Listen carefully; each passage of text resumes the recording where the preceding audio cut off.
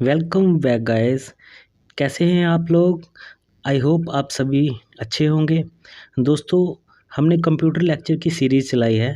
उसमें आपको introductory part के हमने 2 लेक्चर्स प्रोवाइड करवा दिए हैं।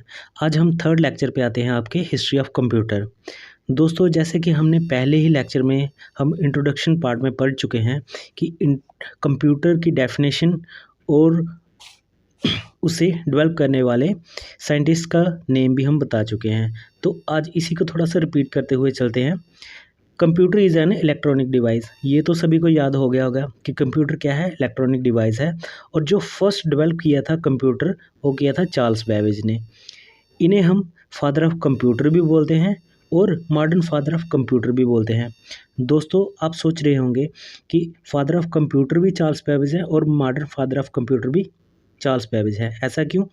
तो ऐसा इसलिए आगे हम आपको बताएंगे कि जो हमारे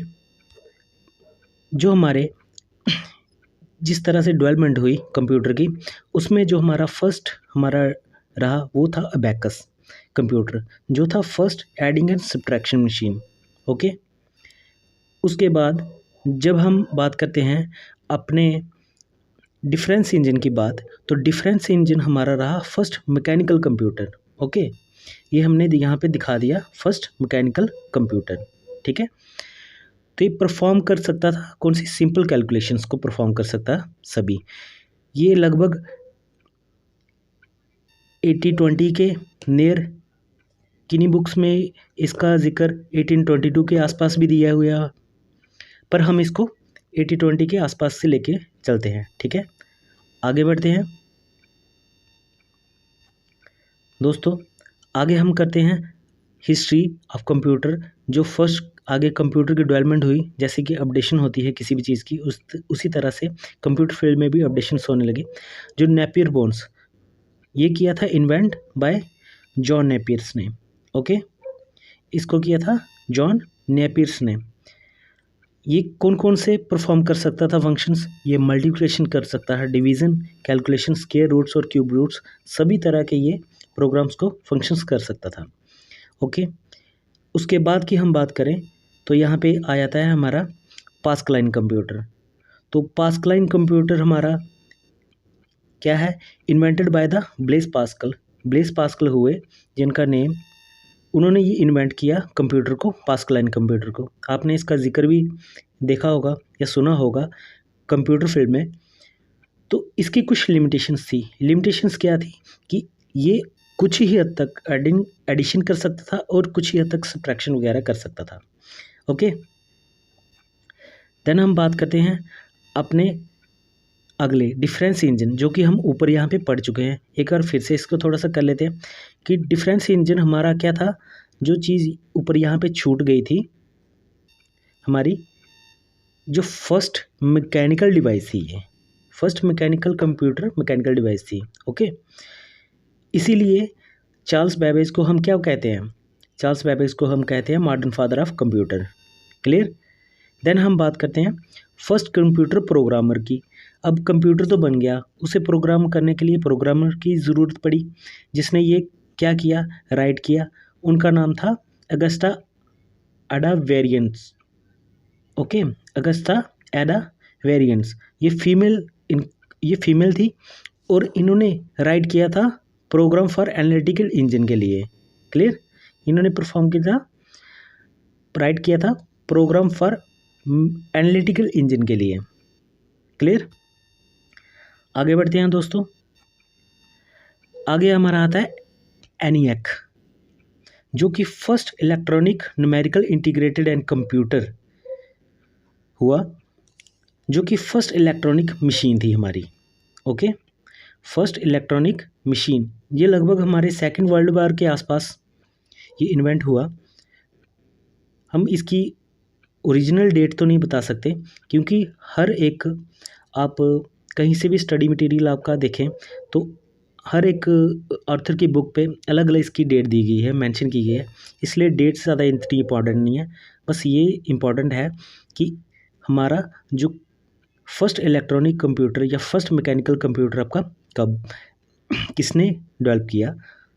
ओके, अब हम बात करते हैं कि जो फर्स्ट इलेक्ट्रॉनिक मशीन है, फर्स्ट इलेक्ट्रॉनिक मशीन, इसको कहा गया ENIAC। तो ये याद रखना, पेपर के पॉइंट ऑफ व्यू से भी बहुत अच्छा है, कई बार क्वेश्चन पूछा गया है ऑल कॉम्पिटिटिव एग्जाम में, तो इसको माइंड में रखिए।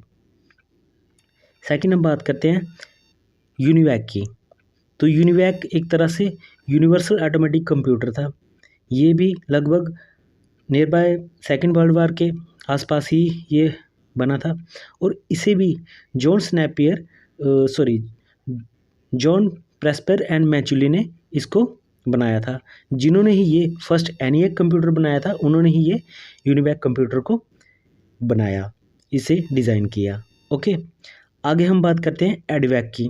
तो EDVAC की जो डेफिनेशन है वो है, उसके पूरी full form electronic discrete variable automatic computer. ये एक तरह का इलेक्ट्रॉनिक कंप्यूटर तो था, लेकिन ऑटोमेटिक वेरिएबल्स को कंफर्ट करने में, फंक्शंस करने में इसका बहुत योगदान है, तो ये हेल्पफुल था। ठीक है, इसे फर्स्ट स्टोर्ड प्रोग्राम भी बोला गया। ओके, फर्स्ट स्टोर्ड प्रोग्राम, और डिज़ाइन किसने किया था? न्यूमैन्स ने, सर न्यूमैन्स ने। ठीक है, तो पेपर के पॉइंट ऑफ व्यू से ये तीनों में आपको कोई सा भी क्वेश्चन आ सकता है। आई होप कि आप इसे अच्छे से करेंगे। ठीक है, आगे बढ़ते हैं हम अपने जनरेशन्स ऑफ कंप्यूटर। ठीक है दोस्तों, जो मैं टॉपिक लेके आया हूँ आपके लिए, हिस्ट्री ऑफ कंप्यूटर, मैंने पेपर के पॉइंट ऑफ व्यू से शॉर्ट में आपको करवाने की कोशिश की है। आई होप कि आप इसको अप्रिशिएट करेंगे, और ज़्यादा से ज़्यादा जानकारी आप इसी से भी हासिल कर सकते हैं। मैं सोचता हूँ कि जो कंसेप्ट है वो पहले क्लियर होना चाहिए, उसके बाद हम किसी भी वर्क को आसानी से परफॉर्म कर सकते हैं। ठीक है, तो मेन जो है इसका मैंने आपको बताया। अब हम बात करते हैं अपने आगे कंप्यूटर जनरेशन्स की। तो दोस्तों, जैसे कि डेवलपमेंट होती है किसी भी चीज़ की, हम एग्जांपल से समझते हैं कि पहले क्या था, फ़ोन्स थे। ठीक है, कौन से? जो कि लैंडलाइन फ़ोन्स वगैरह थे। ठीक है, उसके बाद हमारे कौन से बने? मोबाइल फ़ोन्स, जो कि नोकिया के सबसे पहले जो मोबाइल आए। ठीक है, नोकिया के मोबाइल आने के बाद ये ब्लैक एंड वाइट थे मोबाइल। उसके बाद अपडेशन हुई थोड़ी सी मोबाइल्स पे, तो वहाँ पे हमारे टच पैड मिलने लगा हमें, जिसको कीपैड भी पहले था, उसके बाद टच पैड होने लगा। आज अपडेशन इतनी ज़्यादा हो चुकी है, आप देखो कि आपको नेक्स्ट जनरेशन्स के लगभग मोबाइल देखने को मिल रहे हैं, और इसमें सारे वो फीचर्स मिल रहे हैं जो कि हम कंप्यूटर में परफॉर्म करते हैं। ठीक है, तो मोबाइल भी आपका एक तरह का कंप्यूटर ही है। ठीक है, तो हम इसको क्या करते हैं, जनरेशन्स में डिवाइड कर देते हैं।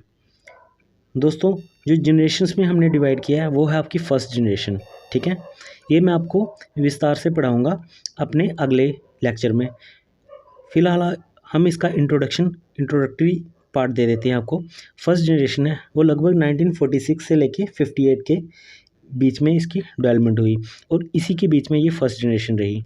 ठीक है, इसमें जो प्रोसेसर लगा वो था वैक्यूम ट्यूब्स। ठीक है, इसको आगे जो हमारा लेक्चर आएगा उसमें हम इसको कंप्लीट कर लेंगे। तब तक के लिए आप सिर्फ इतना याद रखिए कि हमारे पास 5 जनरेशन थी, जो कि इनकी डेट्स वगैरह दी गई हुई हैं। हालांकि ये डेट्स शायद एक्यूरेट ना हो आपके हिसाब से, बट मैंने काफ़ी रिसर्च करके ये इन डेट्स को निकाला है, तो आप इसे याद रखिए। सेकंड जनरेशन थी 1959 से लेके 64 तक के बीच में। थर्ड जनरेशन की हम बात करें तो 65 से लेके 70 के बीच में। और फोर्थ जनरेशन की बात करें तो फोर्थ जनरेशन हमारा 71 टू प्रेजेंट के हम अभी भी इसको यूज़ कर रहे हैं। ठीक है, अगर हम फिफ्थ जनरेशन की बात करें तो ये अब भी हम यूज़ कर रहे हैं, और आने वाले फ्यूचर में भी हम इसको यूज़ करेंगे। एग्जाम्पल एक आपको दे देता हूँ फिफ्थ जनरेशन की। एग्जाम्पल है, एक क्वेश्चन आया था वेदर फोरकास्टिंग इज